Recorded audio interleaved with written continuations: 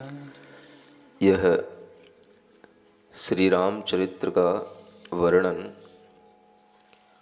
पिछले 3 दिनों से आप लोग सुन रहे हैं। श्री राम का वनवास में गमन हुआ, जिनके लिए मर्यादा पुरुषोत्तम की उपाधि दी जाती है। यह उपाधि उन्हें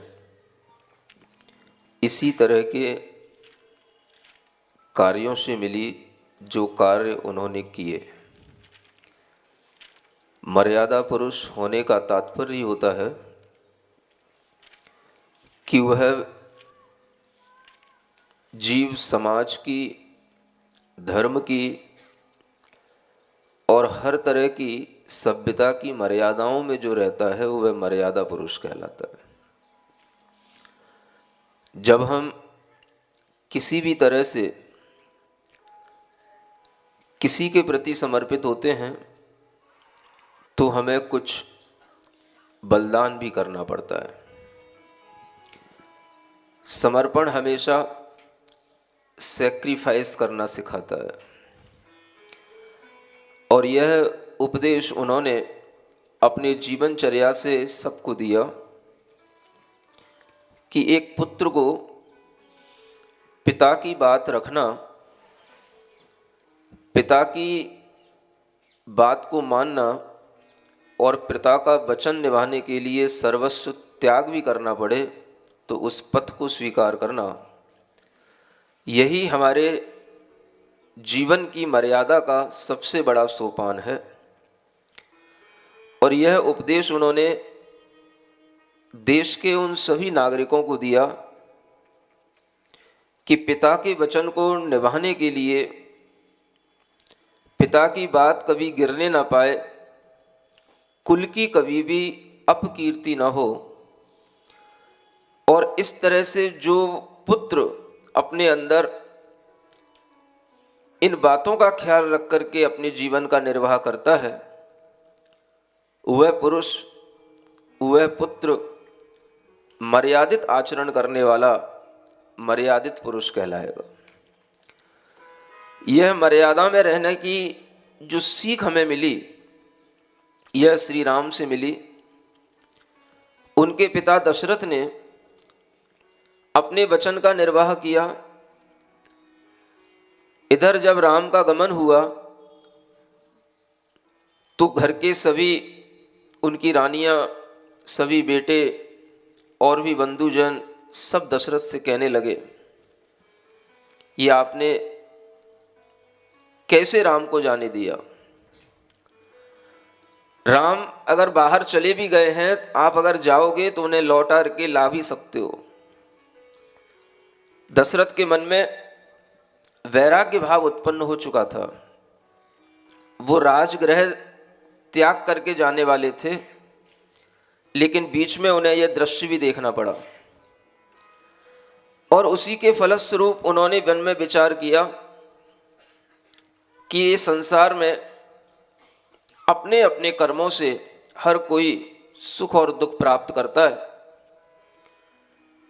कर्म के फल से ही अच्छे कार्यों में व्यवधान भी आते हैं, और कर्म के फल से ही बिगड़े हुए कार्य भी बन जाते हैं।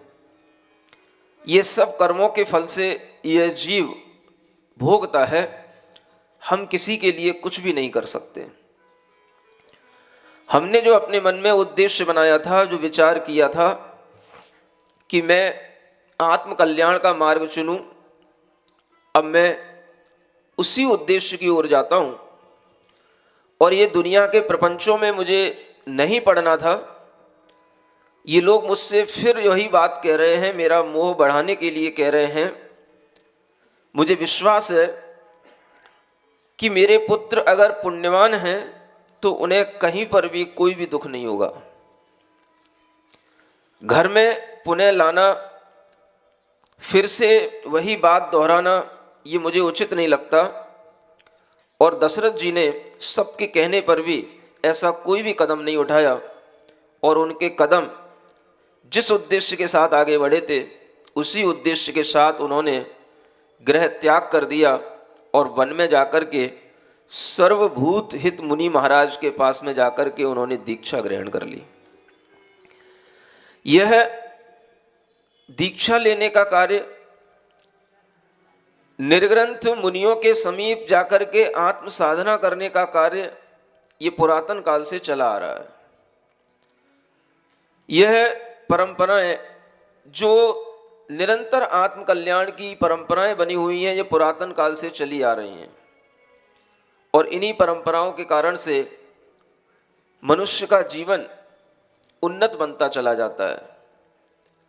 श्री राम इधर वन की ओर चले गए। जब हम कैकेयी के चरित्र को देखते हैं तो कैकेयी का चरित्र भी कहीं से कहीं तक कुरूप नहीं है,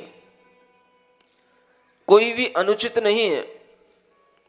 जिस तरह से हम देखते हैं कि लोग कैकेयी का नाम लेते ही मजाक उड़ाने लगते हैं, कैकेयी कहते ही उसकी एक तरह से विडंबना सामने आ जाती है कि उसने बहुत गलत किया, और कैकेयी कहते हुए एक सौतेली माँ का या किसी दुष्ट माँ का चित्र सामने आ जाता है।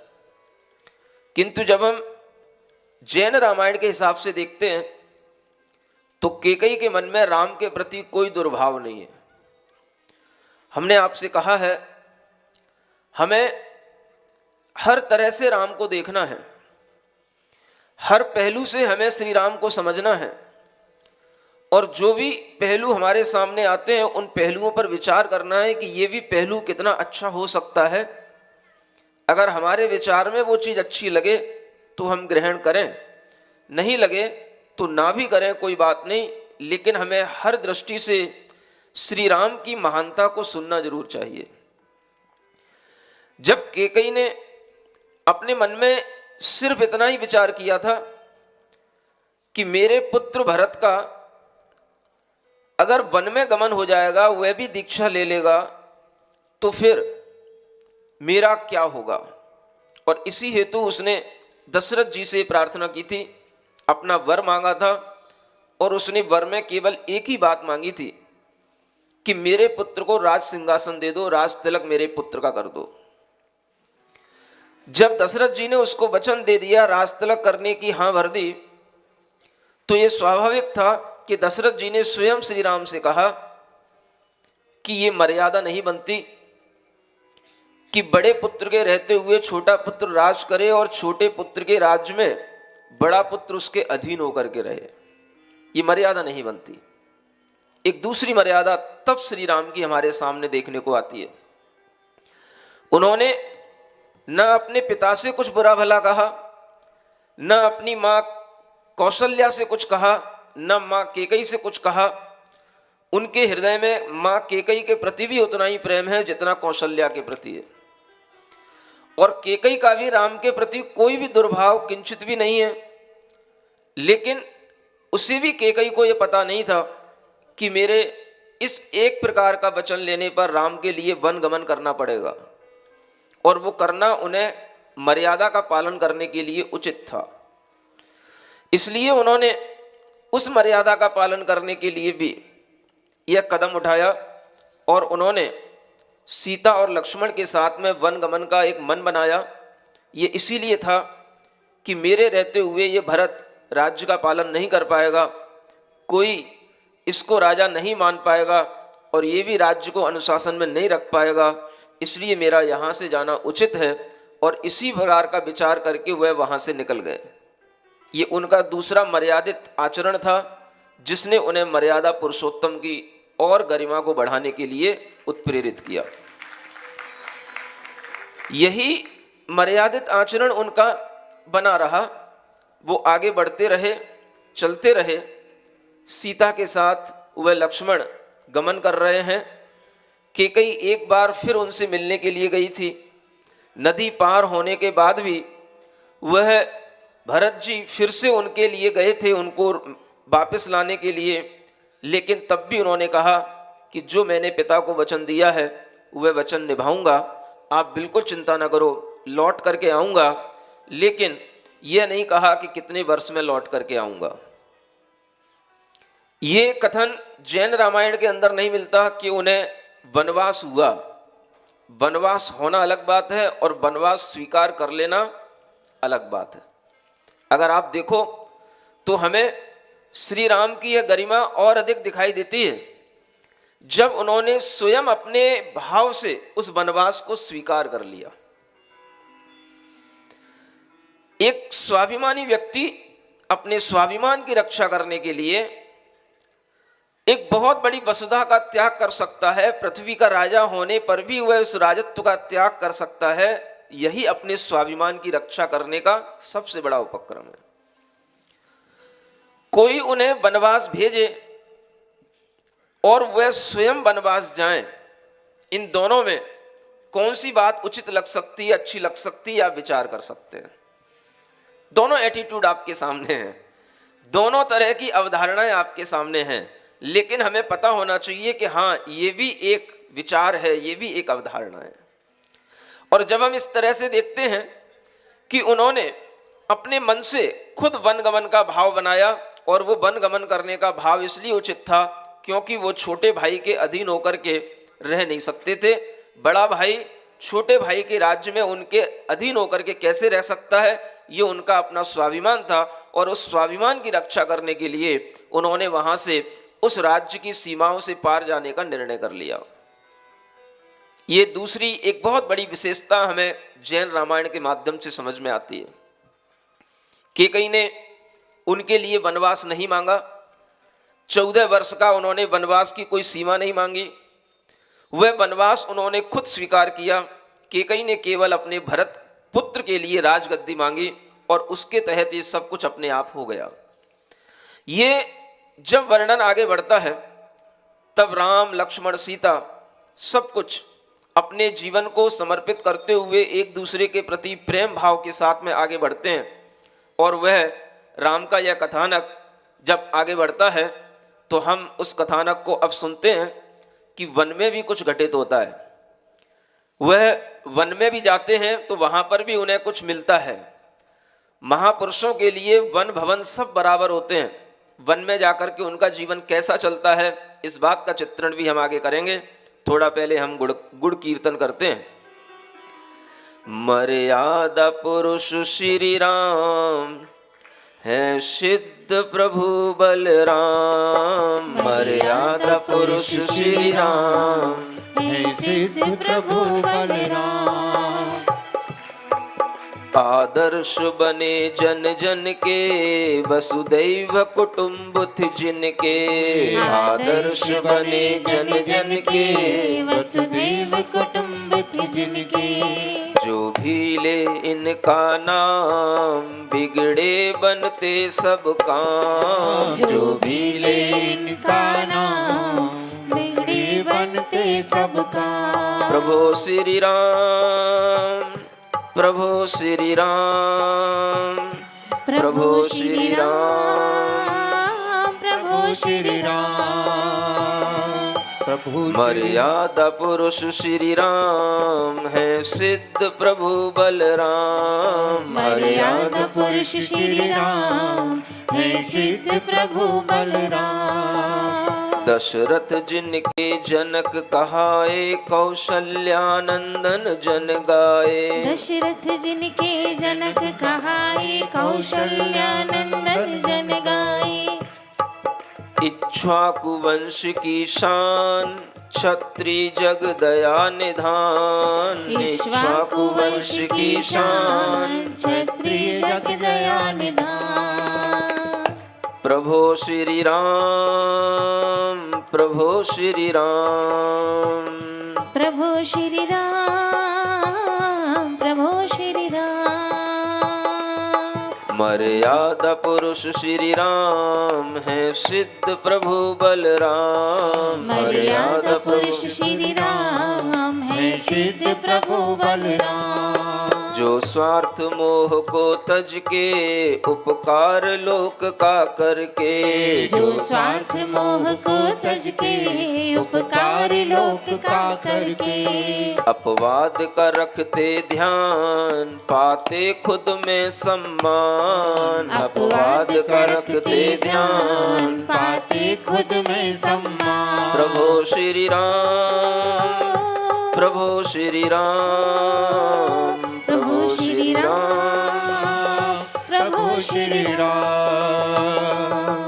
मर्यादा पुरुष श्री राम है सिद्ध प्रभु बलराम। मर्यादा पुरुष श्री राम है सिद्ध प्रभु बलराम। हर प्राणी जिनको गाता ना जाति भेद मन लाता। हर प्राणी जिनको गाता ना जाति भेद मन लाता। सीता के स्वामी प्राण हनुमान के जो अभिमान। सीता के स्वामी प्राण हनुमान के जो अभिमान। प्रभु श्री राम, प्रभु श्री राम, प्रभु श्री राम, प्रभु श्री राम। मर्यादा पुरुष श्री राम है सिद्ध प्रभु बलराम। मर्यादा पुरुष श्री राम है सिद्ध प्रभु बलराम। पितु वचन निभाने खातिर तज के राजा सुख आखिर। पितु वचन निभाने खातिर तज के राजा सुख आखिर। वन वन करते विश्राम अन्याय अनीति न काम। वन वन करते विश्राम अन्याय अनीति न काम। प्रभु श्री राम, प्रभु श्री राम, प्रभु श्री राम, प्रभु श्री राम। प्रभु श्री राम, देखो। प्रभु श्री राम, प्रभु श्री राम, प्रभु श्री राम।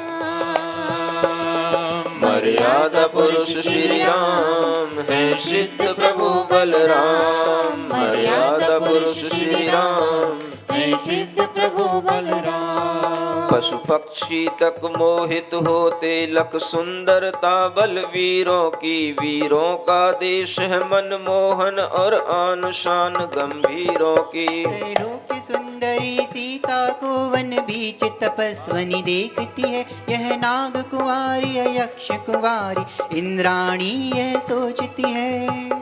सभी लोग जब सीता को देखते हैं, उन वीर पुरुष श्री राम को रास्ते में देखते हैं, तो अनेक लोग ये विचार करते हैं कि यह सुंदरी सीता कोई बीच में इन दोनों के चलते हुए कोई तपस्विनी है, या कोई नाग कुमार की कन्या है, या कोई यक्ष कुमार की कोई कन्या है, या ये स्वयं सची इंद्राणी है।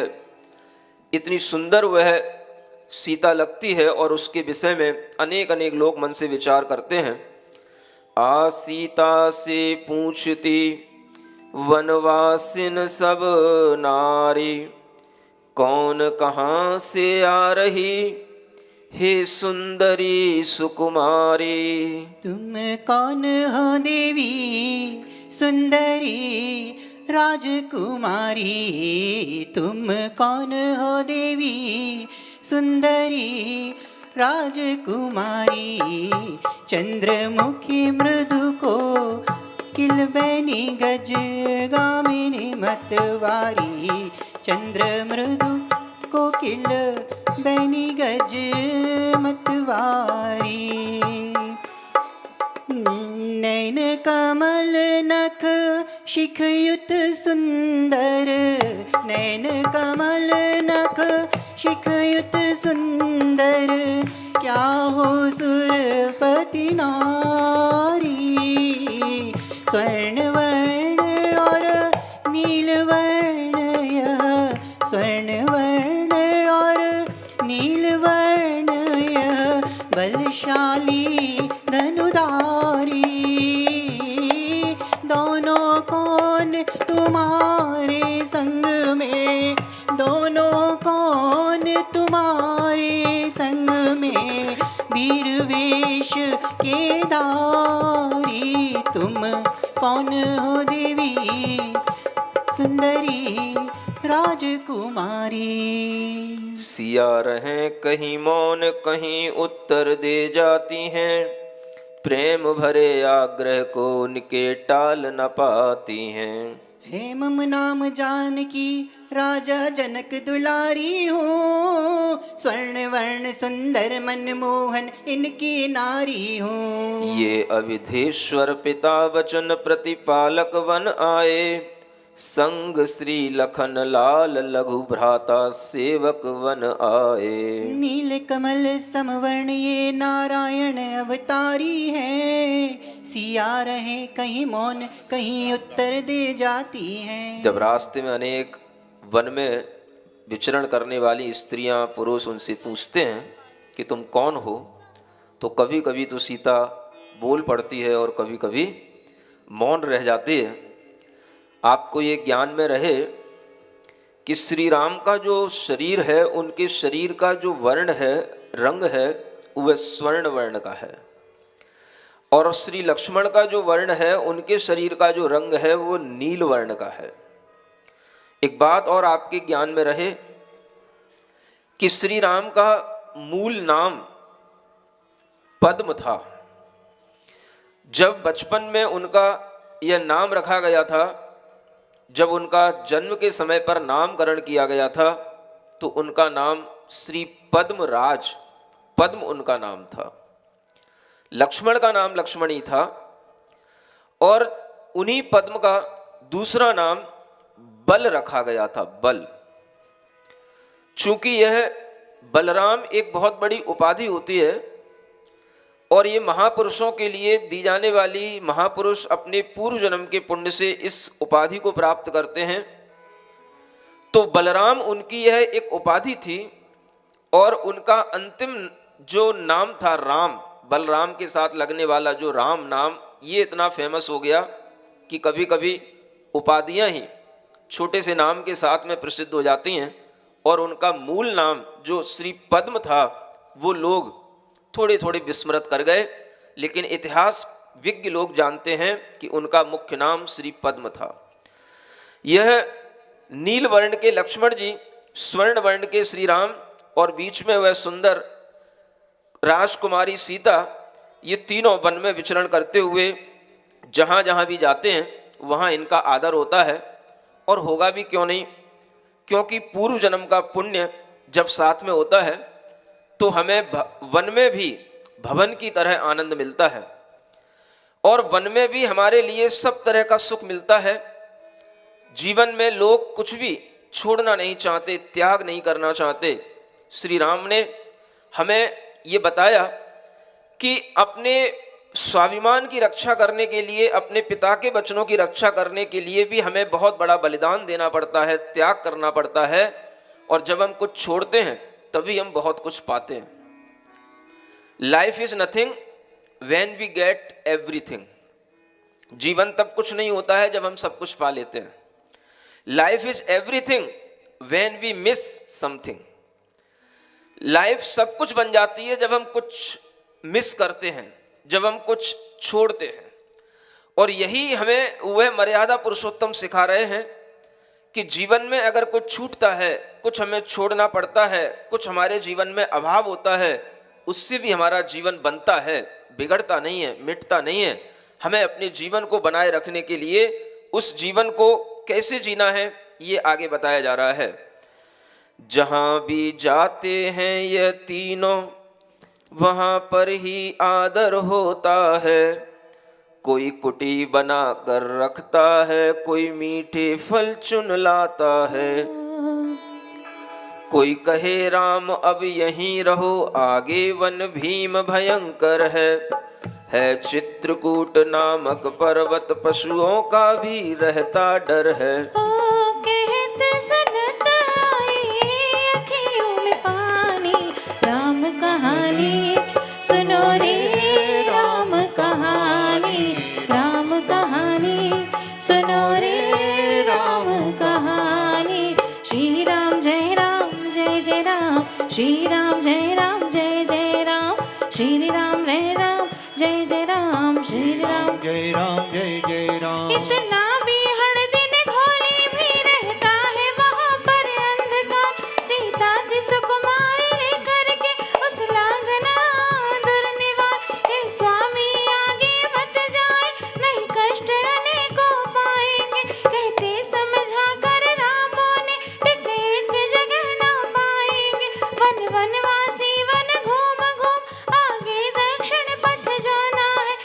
पुरुषार्थ भरोसे हम तो क्या कष्टों से अब घबराना है। सुन लो तुम गुरुवर की जुबानी, राम कहानी सुनो रे राम कहानी, राम कहानी सुनो रे राम कहानी।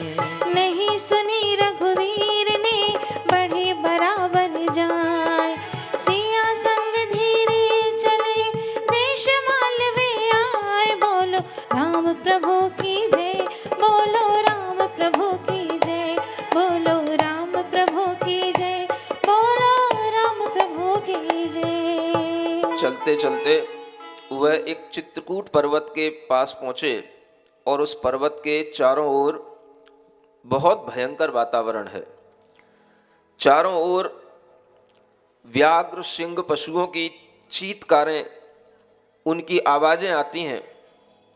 अनेक पर्वतों की गुफाओं में अजगर सो रहे होते हैं, उनकी श्वासों की आवाज़ें गूंजती हैं। चारों ओर बड़े बड़े हाथी वृक्षों को तहस नहस करते हुए दिखाई देते हैं। पूरे जंगल का वातावरण वह देख कर के भी वहाँ पर घबराते नहीं, और अगर किसी ने उनको रोकना भी चाहा कि आप इस जंगल से ना गुजरें, यहाँ से ना जाएं, तो भी वो रुके नहीं, क्योंकि उन्होंने कहा कि मुझे एक जगह नहीं टिकना, मुझे आगे निकल के जाना है और मुझे दक्षिण पथ की ओर जाना है। मैं तो अपने पुरुषार्थ के भरोसे चल रहा हूँ, मुझे कष्टों से कभी भी कोई डर नहीं होता। ऐसा विचार करके वो निरंतर बढ़ते चले जा रहे हैं और वो मालव देश की तरफ पहुँचते हैं, जो उज्जैनी नगरी की तरफ पहुँचते हैं मालव देश में। और वहाँ पर कुछ दिनों पहुँचने से पहले वह और बीच में विश्राम कर चुके हैं। इस जंगल से गुजरते गुजरते उन्हें एक बहुत बड़ा उद्यान मिला और उस उद्यान में उन्होंने बहुत समय बिताया। उस उद्यान में पहुंचने के बाद में वो बिल्कुल ऐसे खुश हैं जैसे मानो उनके जीवन में कुछ हुआ ही नहीं। राम लक्ष्मण सीता तीनों लोग आपस में खूब वार्तालाप करते हैं, खूब अच्छे अच्छे मधुर गान गाते हैं, अच्छी अच्छी चीज़ें उनके सामने एक दूसरे लोग ला करके देते हैं, वन के खूब फल फूल खाते हैं और हर तरह से वे प्रसन्न रह करके कहीं से कहीं तक उनके मुख पर ऐसी मिलानता नहीं, उनके नेत्रों में कहीं पर कोई ऐसा संकोच नहीं कि हमें कुछ दुख है या हम कुछ छोड़ करके आए हैं।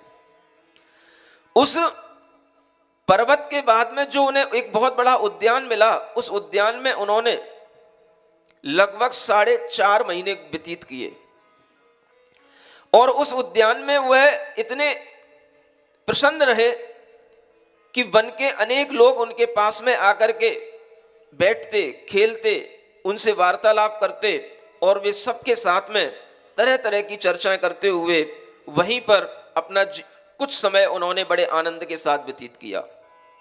आप सोचें, उनका यह चरित्र में बता रहा है कि अगर हमारे जीवन में कभी कोई चीजें छूट जाती हैं हमसे, कोई वियोग हो जाते हैं, कोई हमारे जीवन में अभाव आ जाते हैं, किन्हीं का असमय में हमारे संबंधियों का मरण भी हो जाता है, किसी भी तरह का अगर हमें कभी कोई दुख मिलता है तो उस दुख की गठरी को सिर पे लादे फिरना नहीं है। अगर आप श्री राम के सच्चे भक्त हैं और श्री राम को अपना आदर्श मानते हैं तो दुख के समय में आपको वह दुख याद नहीं करना है, ये उनसे सीखना है। उस चित्रकूट पर्वत को पार करने के बाद में अगले 4.5 महीने तक वह एक बहुत बड़े निकुंज में वास किए और वहां पर उन्हें किसी भी प्रकार का कभी कोई दुख महसूस नहीं हुआ और वह पूर्ण आनंद के साथ 5 इंद्रियों के जो भी अच्छे अच्छे विषय हैं वो सब उनको वहां मिलते रहे। उनका मन वहां प्रफुल्लित रहा और एक दूसरे ने कभी भी ये विचार नहीं किया कि घर में क्या हो रहा होगा, हमारे लिए इतना दुख हो रहा है, वो वहां पर राजमहल में बैठे होंगे, कौन किस तरह से वहां पर चिंता कर रहा होगा। कुछ नहीं, वर्तमान में जीना सीखो। और वह वर्तमान में जीना उनका वह चरित्र में सिखाता है। पिछले अतीत की कोई यादें नहीं, सब अपने अपने पुण्य से जी रहे हैं। जिनका जितना संयोग हमें मिला था मिल गया, आगे हमारा जीवन हमारा है और हम अपने आप को आनंदित रखते हुए जीवन जिएं, ऐसा वह चरित्र उनका हमें सिखाता है कि हम कभी भी दुख में दुखी न हो, और हम अगर कभी भी अपने जीवन में इस तरह के वियोग भी प्राप्त करें तो हम उन वियोगों से अपनी यादों को इतना ज़्यादा परेशान ना कर लें, अपने मन को इतना परेशान ना कर लें कि हम वर्तमान का सुख भोगना ही भूल जाएं। जहां हैं, जैसे हैं, वहीं पर आनंदित रहना। पूरी प्रकृति उनके साथ है, क्या वन क्या भवन। जिनके हृदय में धैर्य होता है और जिनका मन हमेशा पॉजिटिव होता है, उन्हें कभी भी किसी के प्रति कोई नकारात्मक विचार नहीं आते, और जब किसी के प्रति कोई नकारात्मक विचार नहीं है तो हमें कभी किसी के साथ में बिछुड़ जाने का भी कभी दुख नहीं हो सकता। और यही बात श्री राम ने मानो उस जंगल में मन की प्रसन्नता के माध्यम से इस संसार को बताई कि जैसे कि उनके जीवन में कुछ हुआ ही नहीं, कोई खेद खिन्नता किसी के मन में नहीं। न सीता किसी को ताने दे रही है कि तुम्हारे कारण से हमें वन में आना पड़ा, नहीं समझे, ये भी तो दे सकती थी। हम तो तुमसे विवाह किए थे एक राजकुमार के रूप में, तुम राजा थे अयोध्या के इसलिए विवाह किए थे, और यहां आकर के हमें वन वन भटकना पड़ रहा है। ये ताने नहीं दिए कभी सीता ने। इस तरह के वचन बोलना भी पति का अपमान करना है। ये सीता से सीखो। जितने मर्यादा में रहने वाले श्री राम थे, उससे ज्यादा मर्यादा में रहने वाली सीता थी। और वह सीता ने कभी भी मन के अंदर कोई खेद खिन्नता नहीं लाई। मैं पैदल चल रही हूं कि मैं थक रही हूं, कि मुझसे चला नहीं जा रहा, कि मुझसे यहाँ बैठा नहीं जा रहा, कि मुझसे ये खाया नहीं जा रहा, मुझे ये अच्छा नहीं लग रहा, कोई नखड़े नहीं, जैसे घर में दिखाया करती हैं नई नई बहू है, कोई नखड़े नहीं। किसी के लिए भी ये मन में विचार नहीं आता कि मेरे कारण से किसी को दुख ना हो जाए, इसलिए कोई भी किसी भी तरह का ना कोई कमेंट्स करता और ना कभी किसी तरह की कोई अभाव की बात करता, क्योंकि तीनों साथ हैं। अगर एक कुछ कहेगा, एक के मन में भी विचार आएगा, दूसरे के मन में भी आएगा। और ये विचार कहाँ से शुरू होते हैं? जब हम एक के लिए कुछ कहेंगे तो दूसरा भी कहना शुरू करेगा। तीनों इतने समझदार हैं, एक दूसरे के प्रति प्रेम से इतने परिपूर्ण हैं, इसी का नाम सच्चा प्रेम होता है। जब हम किसी भी तरह के दुख में हो तो भी हमारा जिनसे प्रेम है उनके प्रति हमारा कभी भी अविश्वास न आए और हम उनके प्रेम को कभी भी उलाहना में न बदलें, यही सच्चा प्रेम कहलाता है। ये सच्चा प्रेम हमें सिखाया जा रहा है राम, सीता और लक्ष्मण के माध्यम से। भाई भाई में कैसा प्रेम होता है, पति पत्नी में कैसा प्रेम होता है, और ये प्रेम अगर केवल जमीन जायदाद धन वैभव के माध्यम से मिलता तो ये प्रेम कभी भी अमर नहीं हो सकता। राम लक्ष्मण और सीता का जो आपस में प्रेम है, आपस में जो संबंध है, उस संबंध में किसी को भी किसी से कोई शिकायत नहीं है। यही सबसे बड़ी प्रेम की निशानी होती है, जीवन में कभी शिकायत नहीं करना। पति अगर कुछ कह देता है तो ये सीता को पहले ही सिखाया गया था, बेटा मन में मिलान नहीं लाना, लौट करके जवाब नहीं देना। आजकल के बेटे बेटियों को ये सिखाया जा सकता है क्या कि जब तुमसे कोई बड़ा कुछ बोले, अगर कभी कुछ कह भी दे तो लौट करके जवाब नहीं देना। ये सीखे हुए थे, ये लोग गुरुकुल में पढ़े थे, लक्ष्मण भी राम भी सब अच्छे गुरुओं से अध्ययन किए थे, इसलिए इनके जीवन में कभी एक दूसरे के प्रति शिकायत नहीं थी। ऐसी शिक्षा के संस्कार इन्हें दिए गए थे। ना ये कभी MBA किए, ना कोई CA किए, ना कोई IIT किए, लेकिन दुनिया का लाइफ मैनेजमेंट अगर सीखना है तो इन श्री राम लक्ष्मण और सीता से सीखना। इन्होंने सिखाया हमें जीवन कैसे जिया जाता है, जीवन प्रबंधन की क्या शैलियां होती हैं, और ये चीजें अगर हमारी संस्कार में हो, हमारे सीख में हो, तो फिर हमें दुनिया की कोई शिक्षा ग्रहण करने की आवश्यकता नहीं। हर शिक्षा अपने आप आती है अगर हमारे अंदर अच्छा संस्कार हो। सबसे बड़ी चीज है, घर के अंदर विवाद होता है, लड़ाइयां होती हैं, पति पत्नी के बीच में झगड़े होते हैं, सिर्फ इस बात से कि एक कुछ कहता है तो दूसरा उसको जवाब देता है। अगर एक ने कभी कुछ कह भी दिया और दूसरा उसको सुन ले और सुनने के बाद में उसके मनोभावों को देख करके ये सोचे कि इन्होंने ऐसा क्यों कहा, तो उसका ही वो समाधान करने के लिए उन्हें बड़े प्रेम से उसका समाधान दे, तो वह लड़ाई आगे न बढ़े।